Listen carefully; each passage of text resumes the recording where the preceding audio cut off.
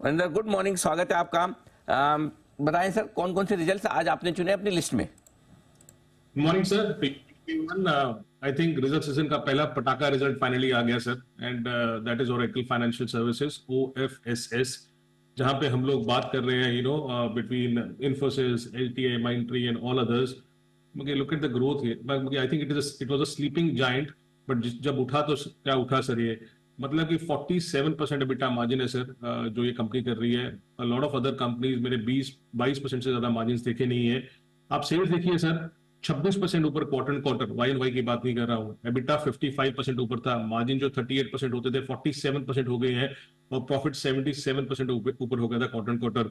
और इंपॉर्टेंट क्या है सर कि अभी भी if you compare with all other mid cap IT companies, this is a MNC IT company which is still trading around 20 times multiple. So ऐसा कोई नहीं है कि बहुत महंगा ट्रेड कर रहा है, बहुत ज्यादा एक्सेप्शनल महंगा ट्रेड कर रहा है। और वो भी मैं TTM की बात कर रहा हूँ, अगर आगे जाके देखेंगे तो ये 16-17 टाइप पे ट्रेड कर रहा है। सो इवन एक्सपेंसिव नहीं है, नंबर्स बहुत अच्छे थे। You compare with any other IT company जिन्होंने रिजल्ट दिया, we could be thinking about कि आधा % इधर हो गया, आधा % उधर हो गया, but going ahead and showing 45% EBITDA margins is not at all a small feat, जो आई है। And it's a big company sir, 45,000 का, अभी तो 50,000 करोड़ का मार्केट कैप हो गया होगा।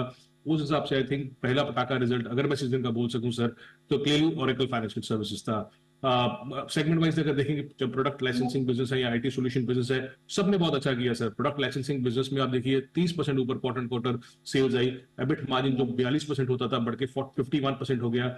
IT सोल्यूशन बिजनेस इवन अगर रेवेन्यू फ्लैट थे, बट एबिट मार्जिन 22% से 25% हो गया। So in this business they are seeing that operating leverage playing in beautifully. I think after a long time हम लोग बात कर रहे हैं ओरेकल फाइनेंशियल सर्विसेज की। IIFL फाइनेंस, पहले disclaimer sir, we own this stock personally in Omkara, we have been recommending this stock for a long time.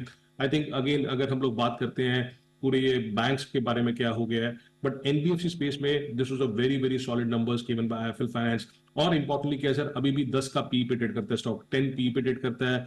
I think around 2 का book value होगा, तो महंगा स्टॉक नहीं है अभी भी इस भाव पे भी। अगर आप देखें तो this is the highest ever quarter in terms of AUM हुआ, चाहे रेवेन्यू हुआ, जो पैट हुआ, चाहे PPOP हुआ, नंबर्स हुआ। निम्स 11.5% आ गए sir. Cost to income ratio flat था।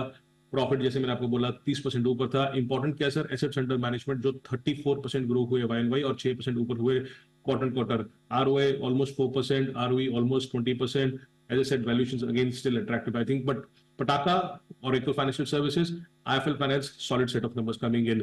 दो नंबर सर जो खराब नंबर्स थे, आई थिंक उनकी बात आप कर चुके हैं। ये LTI Mindtree sir, it was a disappointing quarter clearly, और मेरे ख्याल में इनका जो आउटलुक है वो भी बहुत चैलेंजिंग है कि आगे जाके चैलेंज रहेगा FY25 में।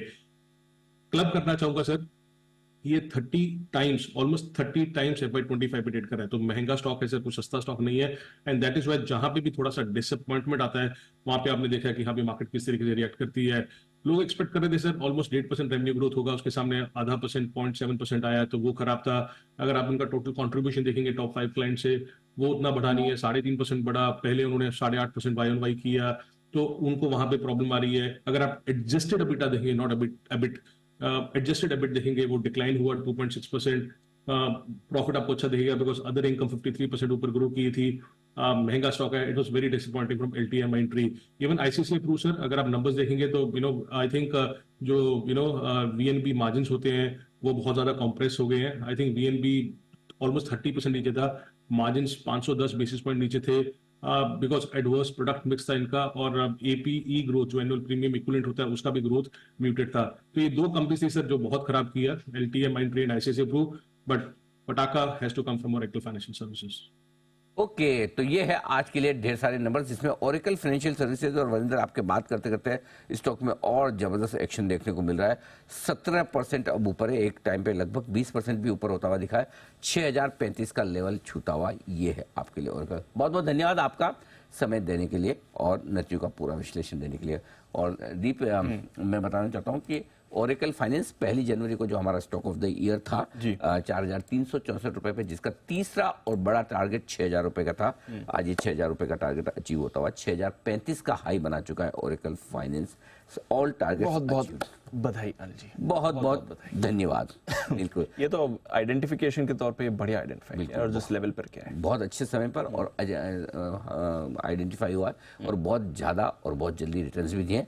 इसलिए अगर आप चाहें तो थोड़ी बहुत पार्ट प्रॉफिट बुक करना चाहें 10-20-25% तो करें, लेकिन अदरवाइज होल्ड करके रखें। ये पहला क्वार्टर है जहां कंपनी ने टर्न अराउंड किया, अभी भी वैल्यूएशंस के हिसाब से बड़ा सस्ता है।